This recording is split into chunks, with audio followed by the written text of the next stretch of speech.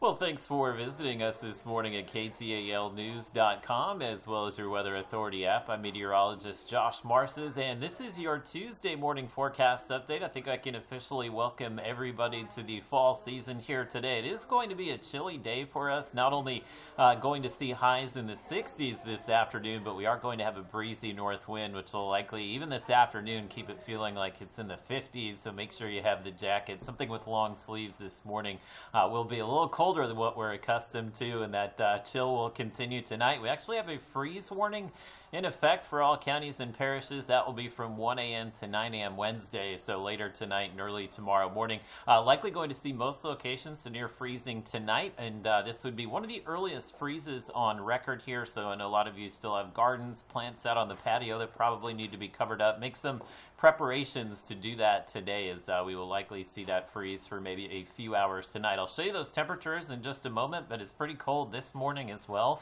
We are starting out in the 30s and 40s here. Everybody's above freezing, but that wind is starting to kick in as well, and you can see where our cold air is coming from. If I kind of zoom this out, this basically we're tapped into that cold Canadian air, which is coming down across the country here, and likely dry air as well, so we are going to see sunshine throughout the day, probably a little more than just a few upper level clouds, but definitely no rainfall out there for the rest of the week. And you can see your winds this morning coming through at about 5 to 10 miles per hour. And the thinking today, just like yesterday, we should have some wind gusts about 15 to 20 miles per hour this afternoon, so that will make it feel even cooler than what it will actually be. If we didn't have wind out there, your highs would be low to mid 60s, but with that breeze, again, probably going to feel like it's in the 50s throughout the afternoon. And if you're curious, it's about 15 degrees below average for the day. So here's a look at Futurecast from Robbins Toyota. We'll zip through this pretty quickly as there's not much to see there. You can see the sunshine today, and the winds will die down tonight. So anytime you get the winds dying out like that, that's the reason that we'll see the temperatures kind of plummet after sunset tonight.